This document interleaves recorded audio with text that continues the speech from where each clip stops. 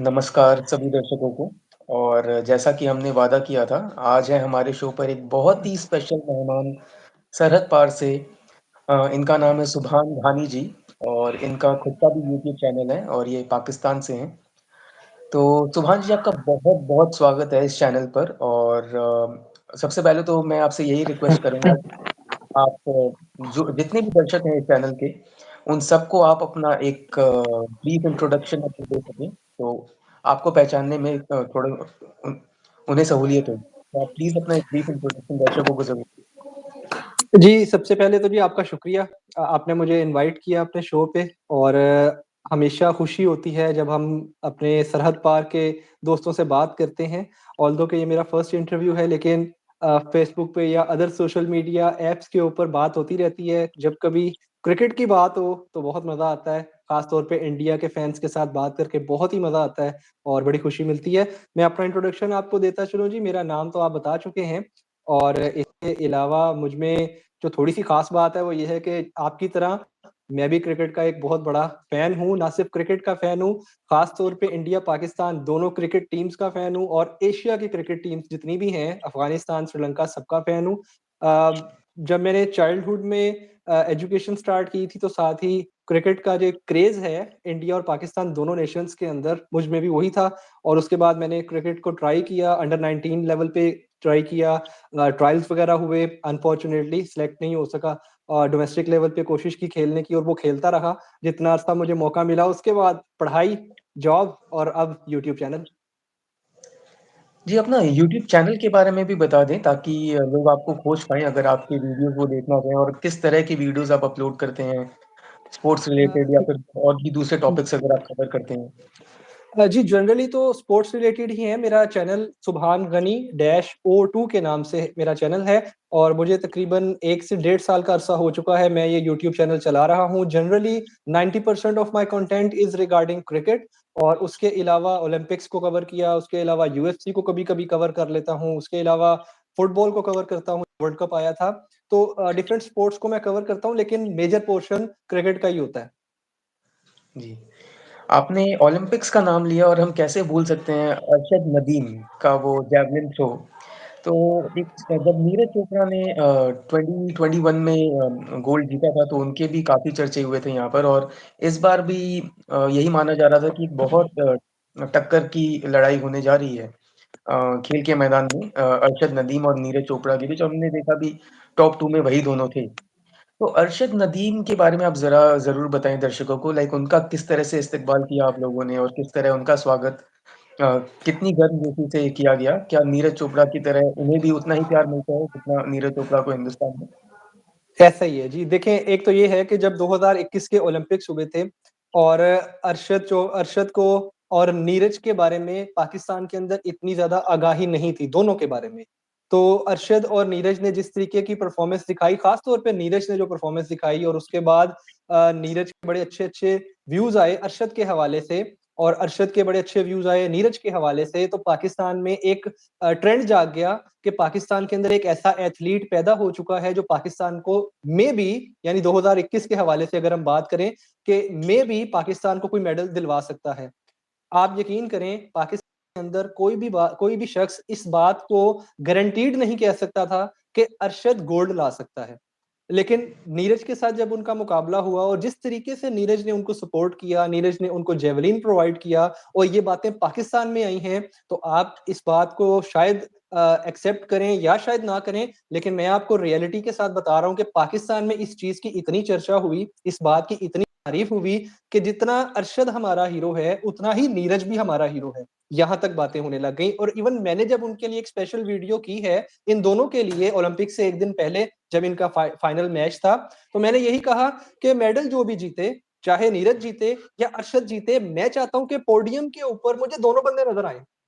और मेरी दुआ शायद कबूलियत का वक़्त था, दोनों बंदे नज़र आए और पाकिस्तान के लिए एक बड़ी खुशखबरी और एक बहुत ही बड़ा एक खुशी का मुकाम था कि अरशद ने गोल्ड हासिल किया। लेकिन नीरज के लिए भी उसी तरीके से दुआएँ थी जिस तरह अरशद के लिए थी और जब अरशद वापस आए हैं, तो जो आप सवाल पूछ रहे हैं कि कैसे इस्तकबाल किया, आप यकीन करें, मेरा ख़्याल है कि पाकिस्तान में 92 के वर्ल्ड कप के बाद जिस तरीके से पाकिस्तान की नेशनल क्रिकेट टीम का इस्तकबाल किया गया था, और 2009 का टी20 वर्ल्ड कप जीतने के बाद पाकिस्तान की नेशनल टीम का जिस तरीके से इस्तकबाल किया गया था, मेरा ख्याल है लोग उसको भूल गए थे।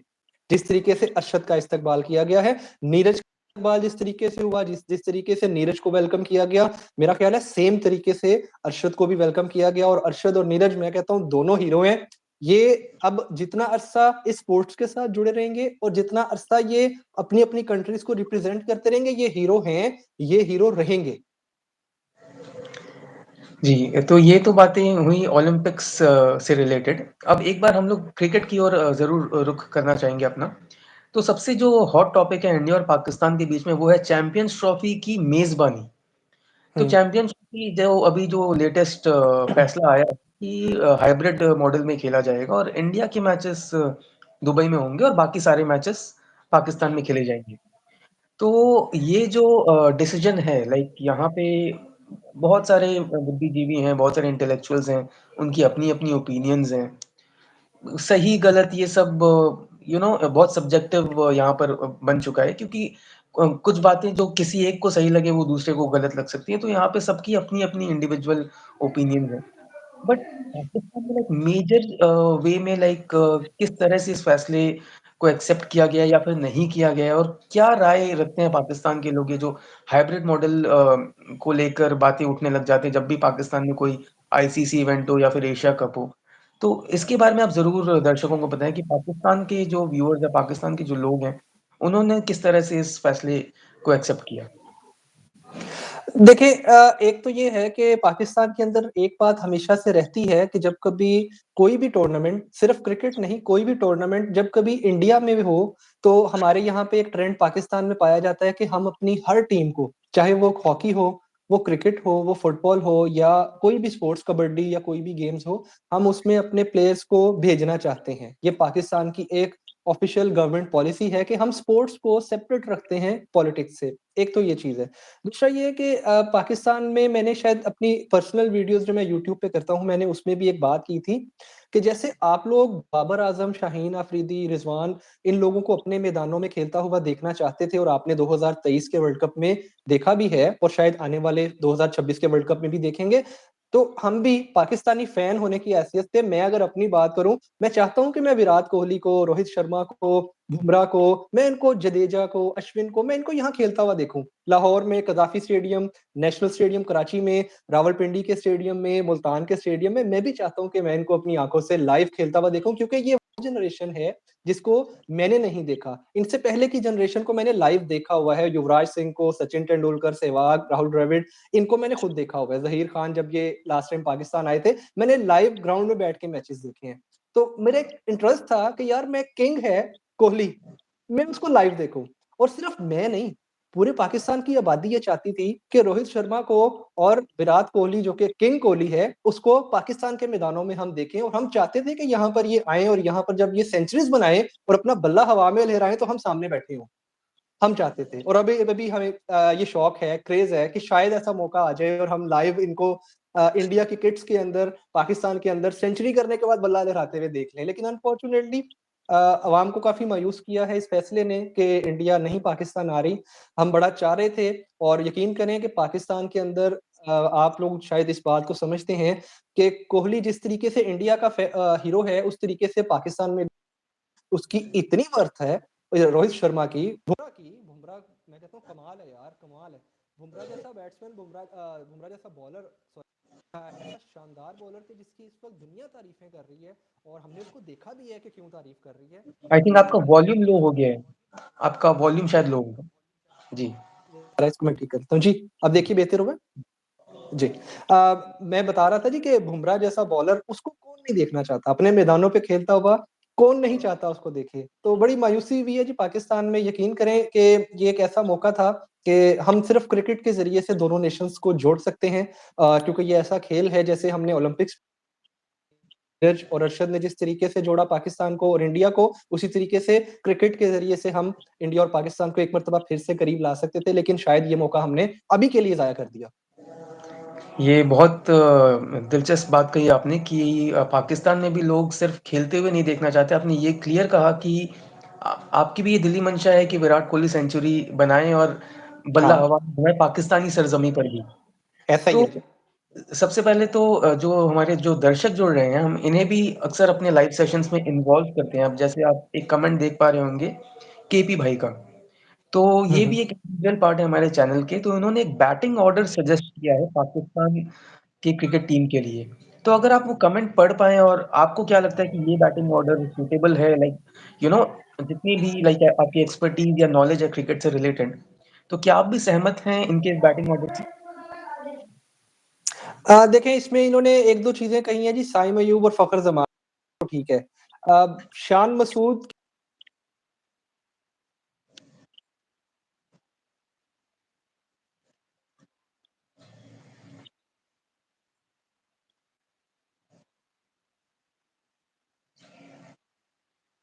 है, मेरा इसमें थोड़ा-सा ऐड कर दूँ कि हमने इरफ़ान खान को और तैयब ताहिर को, ये जो न्यू जनरेशन आ रही है, हमें इसको भी साथ लेके चलना चाहिए और शान मसूद की जगह पे अगर हम यहाँ इरफ़ान खान या तैयब ताहिर को शामिल कर लें और हैदर अली की जगह पे भी, यानी कि इन दोनों की प्लेसमेंट इस तरीके से कर दी जाए कि ये दोनों आ जाएँ, मेरा ख़्याल है ये बेहतर कॉम्बिनेशन रहेगा। बाकी टीम्स बेहतर बता सकती हैं, कैप्टन बेहतर डिसाइड कर सकता है।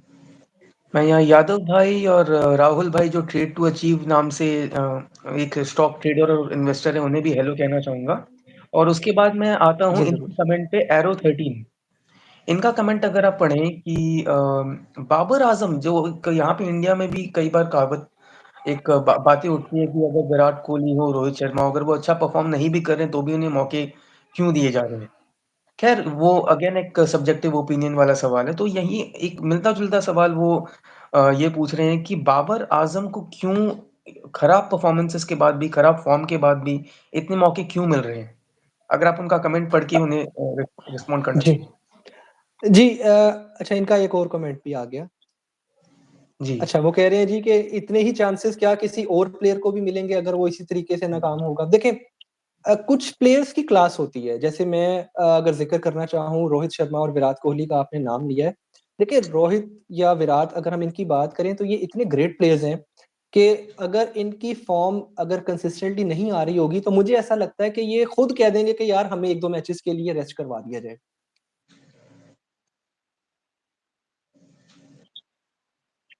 टेस्ट के अंदर परफॉर्मेंस नहीं दिखाई और उससे पीछे भी काफ़ी से वो परफॉर्म नहीं कर पा रहे, उनका फेलियर चल रहा है। तो पाकिस्तान की सिलेक्शन कमेटी ने बाबर को ड्रॉप किया नेक्स्ट 2 मैचेस के लिए, second test and third test के लिए। ऑल्दो कि उनको ऑस्ट्रेलिया की सीरीज़ के अंदर वापस लेकर आए और बाबर उस तरीके से परफॉर्म नहीं कर सके ओडीआई सीरीज़ के अंदर।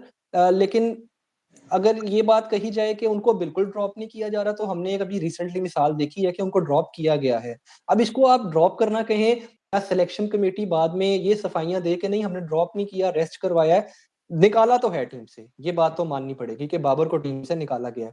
अब वो वापस आया है और अब हमें देखना है कि वो दोबारा उसी फेलियर्स का शिकार है या कोई बेहतरी आई है, उसके लिए उसको 2 या 3 मैचेस दरकार हैं। मेरा ख्याल है साउथ अफ्रीका का जो थर्ड टी20 है, मैं अभी बता सकता हूँ कि बाबर को शायद वो नहीं खिलाया जाएगा, उनको रेस्ट करवाया जाएगा और उनको ओडीआई सीरीज़ के अंदर वापस लेकर आया जाएगा, तो देखते हैं कि ये कैसा चलता है।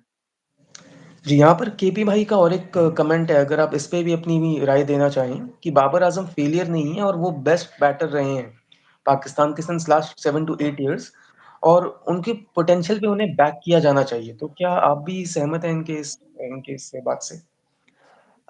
देखिए बाबर आज़म का जो फेलियर है तकरीबन उनकी बात ठीक है कि 7-8 साल से बाबर बेस्ट परफॉर्मर है, इससे कोई इनकार वाली बात नहीं है। हमने देखा है कि बाबर आज भी वर्ल्ड नंबर 1 ओडीआई बैटर है और बाबर टेस्ट के अंदर नाकामियों के बावजूद भी टॉप 10 के अंदर मौजूद है। तो इसका मतलब है उसने कुछ तो ऐसा किया है कि वो आज तक इतने फेलियर्स के बावजूद भी टॉप 10 की रैंकिंग में स्टैंड कर रहा है। बाबर बैट्समैन बहुत बेहतरीन है, लेकिन हमारी कुछ एक्सपेक्टेशंस हैं बाबर आज़म से कि वो बहुत हमने बढ़ा ली हैं। जैसे अगर हम देखें कि बाबर आज़म जिस मैच के अंदर 30-40 रन्स बनाता है, तो हम कहते हैं इसने परफॉर्म नहीं किया। जबकि अगर आप पूरे बाकी बैटिंग लाइनअप की बात करें तो उनकी एवरेज भी 30-40 की नहीं होगी। अब बाबर का एवरेज का स्टैंडर्ड उसका जो क्रिकेट का स्टैंडर्ड है, उसकी जो एवरेज है और उसकी जो स्ट्राइक रेट है, वो इस तरह से मुतासिर कुन है और इतनी अच्छी रह चुकी है माज़ी के अंदर कि लोग देखना चाहते हैं कि बाबर हर मैच में 70-80 रन्स बनाए या एटलीस्ट सेंचुरी स्कोर करे, तो हम कहेंगे जी बाबर ने परफॉर्म किया। और अगर बाबर ने 30-40 रन्स बनाए, डक ना भी करे, तो हम कहेंगे उसने परफॉर्म नहीं किया। तो ये एक हमारी एक ओपिनियन बन चुकी है बाबर के बारे में, इसलिए हम उससे ज़्यादा एक्सपेक्ट कर रहे हैं, हमें इतना एक्सपेक्ट नहीं करना चाहिए उससे। जी।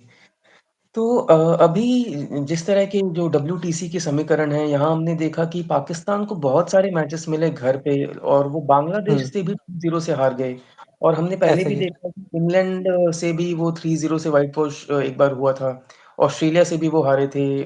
तो ये जो अपने घर पे जो उनका एक खराब परफॉर्मेंस ऑलमोस्ट कंसिस्टेंटली जारी है, जहाँ पर होम कंडीशंस को एक एडवांटेज के तौर पे टीमें लेती हैं, वहाँ पर पाकिस्तान अपने घर पे लाइक आई थिंक अभी हाल-फिलहाल में एक लूजिंग स्ट्रीक 10 मैचेस का उन्होंने तोड़ा। तो क्या हुँ, हुँ। रीज़न आपको लगता है कि वो अपने घर पे लाइक मेजर वे में फेल हो रहे हैं और बाकी टीमों के लिए होम कंडीशंस एक एडवांटेज की तरह नज़र आती है, बट जब पाकिस्तान की बारी आती है, तो वो इस चीज़ पर कैपिटलाइज़ नहीं कर पाते। तो इसके पीछे आपको क्या कारण लगता है?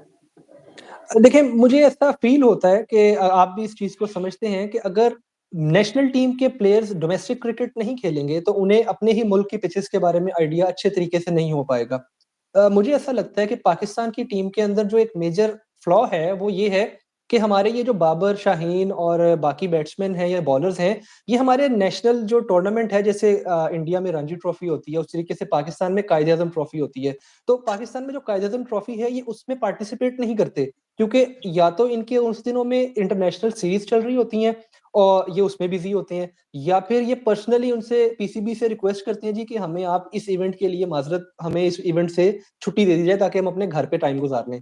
तो मेरा ख़्याल है कि अपनी विकेट्स के साथ अवेयर ना होने की वज़ह से ये जब नेशनल टीम आती है कोई भी दूसरे मुल्क की पाकिस्तान के अंदर, तो ये उस तरीके से उनकी बॉलिंग को या उनकी बैटिंग को टैकल नहीं कर पाते, या हमारे बॉलर्स का भी यही हाल है और बैट्समैन का भी यही हाल है। अब इंडिया के अंदर अगर हम देखें तो मैं अभी रिसेंट न्यूज़ पढ़ रहा कि वो इंडिया के जो प्लेयर्स टीम में सेलेक्ट नहीं हुए, वो इस वक़्त एक इंडिया में कप चल रहा है, उसके अंदर दिखा रहे हैं अपनी परफ़ॉर्मेंस, जिसमें ख़ास तौर पे रेहाने का नाम आ रहा है। और इतनी शानदार परफ़ॉर्मेंस वो दिखा रहे हैं कि कंसिस्टेंटली वो टी20 कप के अंदर बड़ी अच्छी परफ़ॉर्मेंस दिखा रहे हैं एट द एज ऑफ 36। इसका मतलब है कि आप अपने डोमेस्टिक सर्किट के अंदर क्रिकेट खेलते रहें, ताकि एट लीस्ट आपको अपनी विकेट्स के बारे में आइडिया हो जाए कि हमारी पिचेज़ कैसा परफ़ॉर्म करेंगी। लगता है पाकिस्तान की टीम में कुछ ये चीज़ें हम लैक कर रहे हैं, जिसकी वज़ह से हम अपने होम ग्राउंड के ऊपर वो एडवांटेज नहीं ले पाते जो बाकी टीम्स लेती हैं। यहाँ एरो 13 जो यहाँ पे कमेंट कर रहे हैं, वो थोड़ा-सा पॉइंट आउट कर रहे हैं बाबर के रिटायरमेंट पर क्योंकि विराट और रोहित ने टी20 से रिटायरमेंट ले लिया है। और वो कह हुँ। रहे हैं कि अगर आपको बाबर के साथ like if you want to stick to him if you want to stick with him then you can do so but in that case the results will remain the same. तो आपको बेहतर रिजल्ट्स नहीं मिलेंगे। आपने आपने खुद भी ये मेंशन किया कि बाबर को ड्रॉप किया गया टेस्ट सीरीज़ में, 2nd और 3rd टेस्ट में और वो दोनों मैचेस पाकिस्तान ने जीते। So do you think it's high time कि बाबर को भी लाइक एटलीस्ट 1 या 2 फॉर्मेट से उन्हें भी रिटायरमेंट ले लेनी चाहिए? और ये सिर्फ़ पाकिस्तान की टीम के लिए बेहतर नहीं होगा बल्कि उनके खुद के परफ़ॉर्मेंस के लिए भी ये बेहतर होगा? देखिए इस पे ऐसा है कि बाबर, क्योंकि अभी उसकी अगर हम ऐज की बात करें, अगर हम कंपैरिज़न जैसे ये एरो 13 ने विराट और रोहित का ज़िक्र किया है। देखिए हर प्लेयर का ना कोई अचीवमेंट का पॉइंट होता है। जैसे रोहित और विराट ने टी20 वर्ल्ड कप विन किया है। दोनों right. At the age of 36, ठीक है? एक एज का फैक्टर भी है कि दोनों की एज 36 हो गई थी। उन्होंने देखा कि अब हम इससे बढ़िया मौका नहीं बना सकते, क्योंकि वर्ल्ड कप जीत लिया, इसके ऊपर तो कुछ नहीं। इसलिए उन्होंने उस फॉर्मेट से रिटायरमेंट दे दी। इसी सिनेरियो के अंदर अगर मैं विराट और रोहित का जैसे ज़िक्र हुआ, तो मैं इसी के अंदर अगर ऐड करूँ कि मुझे ऐसा लगता है कि विराट और रोहित अगर इस मर्तबा चैंपियंस ट्रॉफी इंडिया को विन करवा देते हैं, तो ये ओडीआई के फॉर्मेट से भी रिटायरमेंट ले लेंगे। ये मेरी अपनी ओपिनियन है। मेरे पास ऐसी इन्फॉर्मेशन नहीं है, मैं अपनी एक ओपिनियन दे रहा हूँ। मुझे ऐसा लगता है कि ऐसा हो सकता है। अब बाबर की अगर हम बात करें, तो मुझे ऐसा लगता है बाबर ये चाह रहा है कि वो भी कोई इस तरह का इवेंट विन करवा ले, क्योंकि जितना बड़ा उसका नाम हो चुका है, उसने उतना बड़ा काम अभी तक टीम के लिए नहीं किया। एज़ अ कोलेक्टिवली पाकिस्तान के लिए बाबर ने अभी तक कोई मेडल, कोई इवेंट विन नहीं किया है। ऑल्दो के 2-3 बार मौके बने हैं, 2021 के वर्ल्ड कप में सेमीफाइनल हारे, 2022 के वर्ल्ड कप में फाइनल हार गए, तो मौके बने थे, लेकिन कैपिटलाइज़ नहीं कर सके। मेरा ख्याल है कि अगर बाबर कोई इस तरह की अचीवमेंट कर लेता है, मेबी वो टी20 से कहे जी अल्लाह हाफ़िज़, मैं नहीं खेल रहा। हाँ, मैं वनडे और टेस्ट क्रिकेट के ऊपर अपना फ़ोकस करूँगा। अगर आप इनका केपी भाई का ही और एक कमेंट देखें लाइक टी20 क्रिकेट में पाकिस्तान की बैटिंग अप्रोच इन्हें कुछ खास नहीं लग रही है और मॉडर्न डे टी20 क्रिकेट में पावर प्ले में आपको अटैक करना पड़ता है फर्स्ट बॉल से। तो इसलिए जो बैटिंग ऑर्डर इन्होंने सजेस्ट किया था ये एक जस्टिफिकेशन दे रहे हैं उस बैटिंग ऑर्डर का कि इस वजह से उन्होंने फ़खर ज़मान और सईम अयूब को उस बैटिंग ऑर्डर में रखा था। Any thoughts on this? जी फ़खर ज़मान और साइम अयूब के हवाले से टी20 फॉर्मेट के ऊपर और ओडीआई के फॉर्मेट, दोनों फॉर्मेट पे मैं इनके साथ इत्तेफ़ाक करता हूँ, ऐसा ही होना चाहिए। रह गई बात कि 1 डाउन पे, 2 डाउन पे, 3 डाउन पे कौन आएगा? अब 3 डाउन, 2 डाउन और 1 डाउन की पोज़ीशन ऐसी है कि अगर आप बाबर को बीच में से निकाल दें ओडीआई और टी20 के फॉर्मेट में, तो मेरा ख़्याल है कि 1 डाउन की पोज़ीशन को कोई बंदा सँभाल नहीं सकता, रिटेन नहीं कर सकता, बाबर को वहाँ पे होना चाहिए। लेकिन नंबर 4 की पोज़ीशन ऐसी है कि जहाँ पे किसको खिलाएँगे? अब यहाँ पर इनका इशारा शान मसूद की तरफ था और मैंने इनसे थोड़ा-सा डिसएग्री किया कि शान मसूद की जगह पे मुझे ऐसा लगता है कि अगर हम इरफान खान या तैयब ताहिर को तैयार करें, थोड़े-से मौके उनको और दें और इनको हम इतनी एनकरेजमेंट दें कि ये अपनी नेचुरल गेम खेल सकें, तो ये एक बेहतर कॉम्बिनेशन हो सकता है। बाकी प्लेयर्स के अंदर जो टीम सेलेक्ट होती है, उसमें से ही हमने 11 को सेलेक्ट करना है, तो अगर वो 15 के अंदर शान मसूद भी ना हो 15 के अंदर शादाब भी ना हो और 15 के अंदर तैयब ताहिर या इरफान खान भी ना हो, तो हमारी बातें डिस्कशन तो ऐसे ही रह जाएगी। जी। इनका और एक सवाल है कि जो पाकिस्तान का यंग टी20 बैटिंग टैलेंट है, वो किधर है? क्योंकि पीएसएल में तो वो यंग टैलेंट हमें देखने को मिला नहीं। तो क्या जी। ये पीसीबी की मैनेजमेंट की ओर एक सवाल उठा रहे हैं और क्या पीसीबी की मैनेजमेंट को यहाँ पर थोड़ा-सा बेटर वे में मैनेज करना चाहिए? देखें जो चीज़ हमारे पास इस वक़्त स्टॉक अवेलेबल है प्लेयर्स का, उसी में से ये सिलेक्शन हो रही है। आप अगर पाकिस्तान के थोड़े-से रिकॉर्ड्स में अगर आपको बताता चलूँ कि ये जो तैयब ताहिर हैं, ये पिछले 3 साल से पाकिस्तान के डोमेस्टिक सर्किट के अंदर टॉप प्लेयर हैं व्हाइट बॉल फॉर्मेट के अंदर। इसी तरीके से जो इरफान खान हैं, ये भी डोमेस्टिक सर्किट के अंदर बड़ी अच्छी परफॉर्मेंस दिखाते हैं। लेकिन अगर आप इनको पीएसएल से कंपैरिज़न करेंगे, तो ये पीएसएल के अंदर दोनों टॉप परफॉर्मर कभी भी नहीं रहे। ना इरफान खान और ना ही तैयब ताहिर। देखिए इस वक़्त के लिहाज से अगर हम इस सिनेरियो के अंदर बात करें तो पीसीबी की सिलेक्शन में कुछ न्यूट्रैलिटी नज़र आ रही है और अनबायस्ड सिलेक्शन नज़र आ रही है। हम अगर इसकी तारीफ़ करें तो बहुत अच्छी बात है कि इस वक़्त के लिहाज से पाकिस्तान की सिलेक्शन के अंदर एक ऐसा चेंज आया जैसे आपने देखा कि बाबर आज़म को ड्रॉप किया, कामरान गुलाम को टीम में लाया गया, तो कामरान गुलाम ने इंग्लैंड के खिलाफ डेब्यू के ऊपर सेंचुरी स्कोर की और वो मैच विनिंग सेंचुरी साबित हुई। तो देखिए इसी तरीके से प्लेयर्स सामने आते हैं जो स्टॉक आपके पास अवेलेबल होता है। रह गई बात कि नए लड़के नहीं आ रहे, देखिए ये सब नए टैलेंट हैं। तैयब ताहिर, इरफान खान, कामरान गुलाम, अब आप देखें जहांदाद खान को कल टी20 के अंदर शामिल किया गया। ये नया टैलेंट है सारा। हम इस बात से ये नहीं कह सकते कि शायद पीसीबी सिलेक्शन के अंदर थोड़ी-सी बायसनेस दिखा रही है। मुझे लगता है कि पीसीबी के पास इस वक़्त जो स्टॉक है, उसमें से जो लड़के परफ़ॉर्म कर रहे हैं, उनको बाकायदगी से मौका मिल रहा है। अगर हम कल के टी20 मैच की बात करें, वो लगभग जो फर्स्ट इनिंग के बाद और जो साउथ अफ्रीका के 2 विकेट्स भी गिर गिर चुके थे, वहाँ तक वन साइडेड सा लग रहा था बट देन सडनली एक आँधी आती है हेंड्रिक्स के नाम की और फिर वहाँ से लाइक वो पूरी तरह से मैच ले जाते हैं। तीसरे विकेट की पार्टनरशिप एक बहुत ही धुआँधार पार्टनरशिप होती है और बाकी का बचा हुआ काम क्लासन आके कर देते हैं। तो where do you think things started going wrong for Pakistan in yesterday's match? और like if you want to point out one trick that Pakistan might have missed in yesterday's match तो वो क्या होगी? लाइक सबको उम्मीद ये थी कि शायद ये 1-1 हो जाएगा यहाँ पर और फिर तीसरे मैच का रोमांच बहुत ज़्यादा बढ़ जाएगा बट हुँ, कहाँ हुँ। पे एग्ज़ैक्टली एक ट्रिक पाकिस्तान ने मिस कर दी?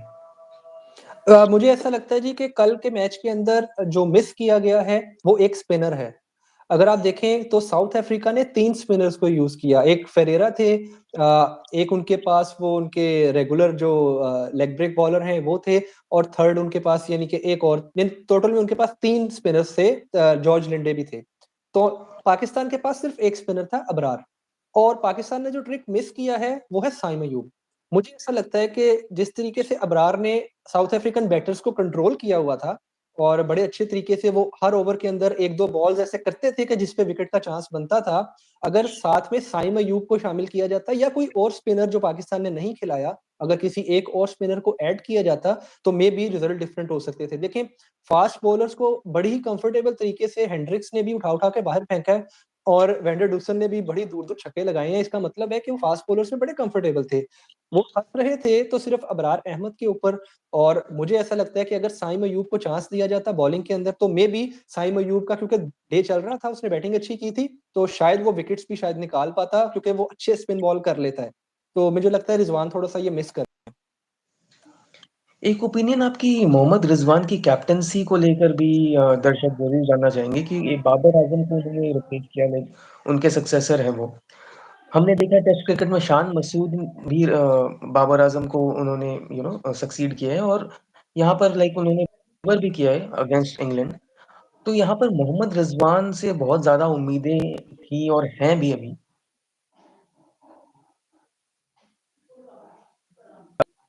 फिर अभी और मौके मोहम्मद रिजवान को दिए जाने चाहिए। तो उनकी कैप्टेंसी और ओवरऑल पाकिस्तान की व्हाइट बॉल और रेड बॉल कैप्टेंसी के बारे में लाइक आपकी क्या ओपिनियन है? रिजवान की बात पहले कर लेते हैं। रिजवान की कैप्टेंसी थोड़ी सी उतार चढ़ाव का शिकार है। अगर हम रिजवान की कैप्टेंसी जो हमने देखी है ऑस्ट्रेलिया के टूर से स्टार्ट हुई थी, हम देखें तो उनका पहला मैच हर सीरीज के अंदर वो हार से ही शुरू करते हैं। पहला ओडीआई ऑस्ट्रेलिया के खिलाफ हारे, अगले दोनों ओडीआई जीते और तकरीबन 22 साल के बाद पाकिस्तान ने ऑस्ट्रेलिया की जमीन पे सीरीज विन की ओडीआई की। तो रिजवान की कप्तानी सबने तारीफ की, बहुत अच्छी कप्तानी उसने की थी। अगर हम टी20 की बात करें तो रिजवान की कप्तानी में 3-0 से पाकिस्तान उसी टीम के साथ ऑस्ट्रेलिया से हार गया जो कि ओडीआई जीती थी, जबकि ऑस्ट्रेलिया की बिल्कुल न्यू टीम थी, फ्रेश टीम थी, यानी कि सी टीम को कह सकते हैं कि ऑस्ट्रेलिया ने अपनी बी टीम भी नहीं खिलाई, सी टीम खिलाई थी और पाकिस्तान उससे हार गया 3-0 से।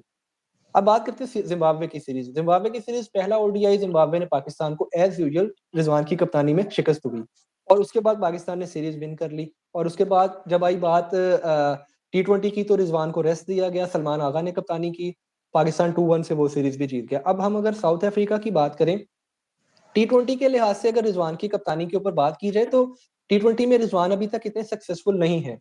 ओडीआईस के अंदर रिजवान की कप्तानी अभी तक बेहतर चल रही है। अब इसका क्या मकसद हो सकता है या क्या रीजन हो सकता है? मुझे ऐसा लगता है कि रिजवान 50 ओवर्स के फॉर्मेट को तो आसानी से टैकल कर रहे हैं अपनी कप्तानी के जरिए से। बॉलर्स को कहाँ चेंज करना है, बैटिंग पोजीशन में क्या रखना है और किस वक्त किस बैट्समैन को या किस बॉलर को यूज करना है, 50 ओवर्स के अंदर मार्जिन है। लेकिन 20 ओवर्स के अंदर बड़े क्विक डिसीजन लेने होते हैं। ऑल्दो कि उन्होंने पीएसएल के अंदर मुल्तान सुल्तान की तकरीबन 4 साल से कप्तानी वो कर रहे हैं और वहां अच्छा रिजल्ट उन्होंने दिखाया है। लेकिन इंटरनेशनल टीम जो नेशनल टीम पाकिस्तान की है वहां पे आके टी20 के फॉर्मेट के अंदर रिजवान को अभी तक सिर्फ नाकामियों का सामना है। ये बड़ी अलार्मिंग बात है। 5 मैच कंसेक्यूटिव अपनी कप्तानी के अंदर वो हार चुके हैं। तो रिजवान को देखना चाहिए कि कहाँ पे गलती है और क्यों है। सेकेंडली आपने कहा शान मसूद का। शान मसूद एक बेटर कैप्टन है। मैं उसके बारे में थोड़ा सा आपको डिटेल बता दूं कि शान मसूद जो है वो डर्बीशायर की कप्तानी करते रहे हैं। इंग्लैंड में जो काउंटी है उस टीम की कप्तानी करते रहे हैं। तो इंग्लैंड के अंदर किसी फॉरेन प्लेयर को इतनी आसानी से कप्तान नहीं बनाया जाता।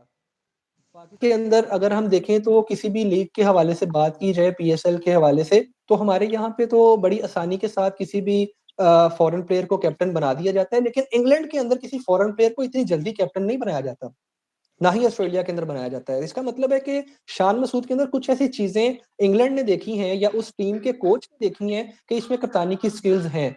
तो इस वजह से शायद उनको कप्तानी मिली है और उसी फॉर्मेट को या उसी रिजल्ट्स को देखते हुए रिजवान को पाकिस्तान टीम की कप्तानी मिली है कि ये एक सेंसिबल प्लेयर है और काफी अच्छे से अच्छा परफॉर्म कर रहा है। तो शान की कैप्टनसी जस्टिफाइड है। प्रियांशु जी का भी क्वेश्चन लेना चाहेंगे। वो आपसे जानना चाह रहे हैं कि पाकिस्तान की प्लेइंग 11 लाइक आपको most suitable playing 11 champions trophy के लिए क्या लगती है? हाँ, ये थोड़ा सा मुश्किल सवाल है। प्लेयर्स निकालने पड़ेंगे, कौन कौन से प्लेयर्स खेल रहे हैं, कौन से प्लेयर्स हिस्सा ले रहे हैं। एक तो ये है कि अभी स्क्वाड का मुझे नहीं पता, लेकिन मैं अपनी एक प्रोबेबल प्लेइंग 11 अभी बता देता हूँ। देखें, साइम अयूब और अब्दुल्ला शफीक हमारे ओपनर ही होंगे। अगर हम करंट सिनेरियो की बात करें जिसमें फखर जमान को शामिल नहीं किया गया, तो 1 डाउन पे बाबर आजम और 2 डाउन पे रिजवान है। 3 डाउन की पोजीशन ऐसी है कि जो अभी ओपन है, इस पे कोई भी आ सकता है। इसमें तैयब ताहिर आ सकते हैं, इसमें कामरान गुलाम आ सकते हैं। ये दो प्लेयर्स का आपस में मुकाबला चल रहा है सख्त। इसके बाद लाजमी बात है कि इरफान खान होंगे या फिर यहाँ पर आएंगे शादाब खान वापस आ सकते हैं। और इसके बाद अब्बास अफरीदी, शाहीन अफरीदी और इस तरह के जो प्लेयर्स हैं वो आहिस्ता आहिस्ता 1 बाय 1 इस कैटेगरी को फिल करेंगे। तो मुझे ऐसा लगता है कि अगर हम बॉलिंग की बात करें तो 4 बॉलर्स कंफर्म्ड हैं अगर ये फिट हुए, शाहीन, नसीम, हारिस और अबरार। और इसके ऊपर ऑलराउंडर्स में शादाब का मुकाबला हो सकता है कि शादाब को और इसको आपस में टाई हो जाए आमिर जमाल की। और इसके ऊपर तैयब ताहिर और इरफान खान में से कोई एक प्लेयर 5वीं पोजीशन पे। टॉप 4 सेम रहेंगे। ओके, तो एक आखिरी सवाल बॉर्डर गावस्कर ट्रॉफी से रिलेटेड भी आपसे जानना चाहेंगे क्योंकि ज़ाहिर-सी बात है कि उस ट्रॉफी पर भी हर एक क्रिकेट प्रेमी की चाहे वो इंडिया से हो, ऑस्ट्रेलिया से हो या फिर किसी भी मुल्क से हो, सभी की निगाहें उस पर भी रहती हैं। तो आपका क्या टेक है लाइक अभी सीरीज़ 1-1 से बराबर है, यहाँ पे दोनों ही टीमें लाइक स्ट्रॉन्ग कंटेंडर्स हैं डब्ल्यूटीसी फाइनल में पहुँचने के लिए। तो यहाँ पे लाइक आपको क्या लगता है कि लाइक फर्स्ट डे तो ऑलमोस्ट वॉश आउट हो गया, लेकिन अभी इंडिया को कम से कम 3-1 की जीत चाहिए और साउथ अफ्रीका लगभग-लगभग पहुँच चुका है। So what is your take on this ongoing Border Gavaskar Trophy and in which direction are you seeing Border Gavaskar? Do India is going to retain the South Australia?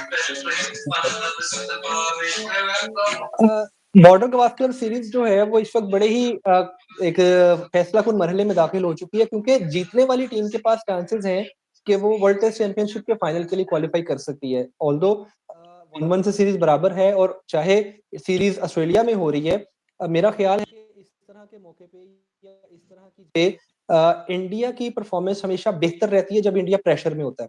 India बहुत outstanding खेलता है और Australia की bowling lineup को जिस तरीके से पहले टेस्ट के अंदर इंडिया ने एक्सपोज किया, दूसरे टेस्ट मैच के अंदर इंडिया की बैटिंग थोड़ी सी एक्सपोज हो गई। तो सीरीज बड़ी कांटे की चल रही है। अब कल मैंने केएल राहुल का एक स्टेटमेंट पढ़ा है। राहुल कहते हैं कि अब इंडिया के लिए एक ही ऑप्शन है कि हम इसको 2-0 से विन कर लें, यानी कि अगर हम इसको एक 3 मैच सीरीज कंसिडर करें तो 2-0 से इंडिया के लिए विन करना जरूरी है कि वो फाइनल में जा सके। और रहेगी बात ऑस्ट्रेलिया की, तो ऑस्ट्रेलिया के पास इंडिया के बाद एक श्रीलंका की सीरीज अवेलेबल है जिसके अंदर 2 मैचेस उन्होंने खेलने हैं।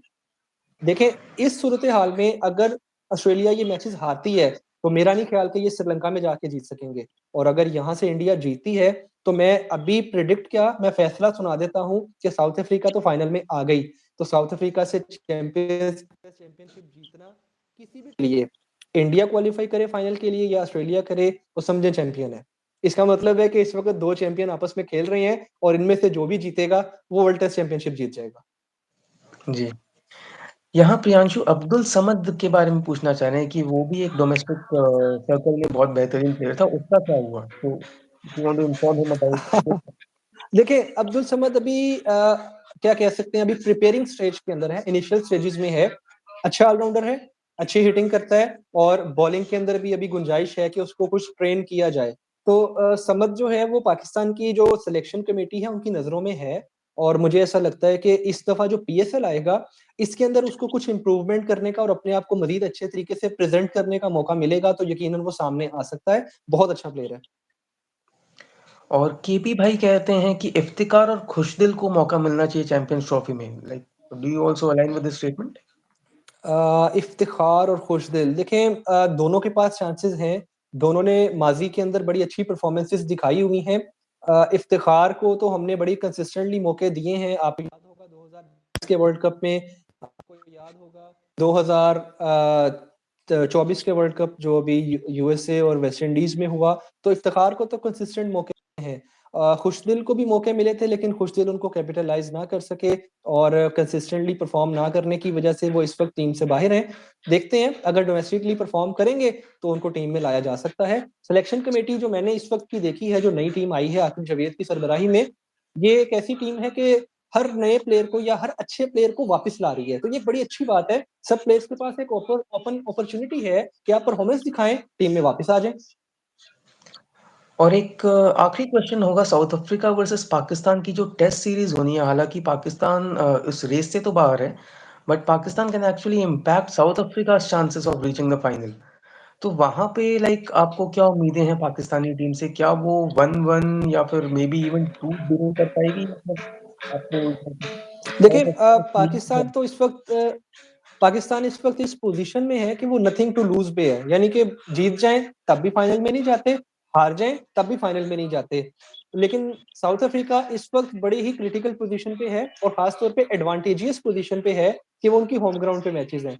पाकिस्तान का क्रिकेट के लिहाज से साउथ अफ्रीका के अंदर रिकॉर्ड इतना अच्छा नहीं है। माजी के अंदर हमने देखा कि साउथ अफ्रीका की बड़ी यंग टीम्स भी खेली, लेकिन पाकिस्तान उन टेस्ट मैचेस के अंदर शिकस्त देने में नाकाम रहा है। ओडीआई में शिकस्त दी है, टी20 में शिकस्त दी है, लेकिन टेस्ट मैचेस के अंदर पाकिस्तान साउथ अफ्रीका को नहीं हरा सका। तो मुझे ऐसा लगता है कि इस बार भी पाकिस्तान के लिए कुछ मुश्किलात आएँगी और साउथ अफ्रीका के लिए मुझे लगता है कि फाइनल के रास्ते बड़े सिंपल हैं। तो अगर वो एक मैच भी जीतते हैं तो वो क्वालीफाई कर जाते हैं। तो पाकिस्तान के लिए मुझे ऐसा कुछ ख़ास नज़र नहीं आ रहा। ओके।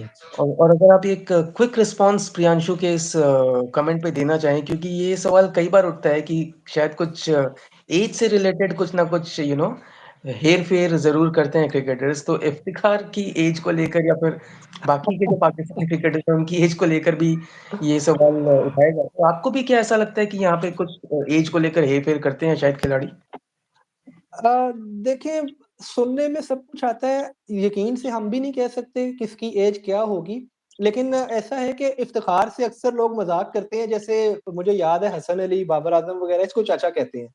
तो देखने में तो वो उसका लगता भी चाचा ही है, लेकिन बात ये है कि उसने अपनी एज जो लिखवाई है उसके हिसाब से वो इस वक़्त 33 का है। तो जो वो कह रहा है उसको मान लेते हैं और चाचा-चाचा कहते रहते हैं। ऑलराइट, तो चलिए सुभान भाई, हमने बहुत सारी टॉपिक्स पे बातें करी, ओलंपिक्स से लेकर border Gavaskar trophy, India Pakistan friendship और चैंपियंस ट्रॉफी, तो बहुत सारे टॉपिक्स पे हमने विस्तार से चर्चा की। आपने भी बहुत लगभग सारे कमेंट्स का आपने भी बहुत पेशेंस के साथ जवाब दिया। तो ये अपना कीमती समय देने के लिए आपका बहुत-बहुत धन्यवाद, और कोशिश करेंगे कि दोबारा आपसे आपके साथ बातचीत में जुड़ें दर्शकों के लिए। और जाने से पहले एक बार अपने चैनल के बारे में ज़रूर दर्शकों को बता दें, क्योंकि वो ज़रूर आपको सर्च करेंगे। तो अपने चैनल की डिटेल्स एक बार दर्शकों के सामने ज़रूर रख दें, और मैं भी दर्शकों को यही कहूँगा कि सुभान भाई का चैनल ज़रूर जाकर देखें, और please make sure that you subscribe to his channel. So please आप डिटेल्स शेयर करें। जी, thank you. Subhan Gani dash O2 के नाम से मेरा यूट्यूब चैनल है। स्पोर्ट्स के हवाले से अक्सर चीज़ें मैं डिस्कस करता हूँ, स्पेसिफिकली क्रिकेट का पोर्शन उसमें 90% से ज़्यादा है और अदर स्पोर्ट्स पे भी डिस्कस करते हैं, बातचीत होती है, ओपिनियंस लेते हैं। हम क्योंकि एक आम अवाम हैं, जनता हैं, तो हम अपनी डिस्कशन, अपनी ओपिनियंस भी पेश करते हैं और जो हम सुन रहे होते हैं बाकी क्रिकेटर्स के हवाले से या बाकी चैनल्स के हवाले से, वो भी डिस्कस करते हैं। तो मेरे चैनल को ज़रूर सब्सक्राइब करें, लाइक करें और अगर कोई कमेंट्स में सवाल पूछना चाहें तो आप पूछ सकते हैं, जवाब ज़रूर दिया जाएगा। Alright, thank you so much Subhan for joining us on this live session, और सारे दर्शकों का भी बहुत-बहुत शुक्रिया इस लाइव सेशन में जुड़ने के लिए। अगली वीडियो में थैंक यू। आपसे फिर मुलाकात होगी ऐसी ही एक बेहतरीन शख्सियत के साथ। तब तक अपना बहुत ख्याल रखें, और सुभान भाई, take very good care of yourself, and if जी, पॉसिबल थैंक यू प्लीज़ जी। Do join us again on our live session. जी, श्योर, इंशाल्लाह। थैंक यू जी। Thank you for inviting. Most welcome.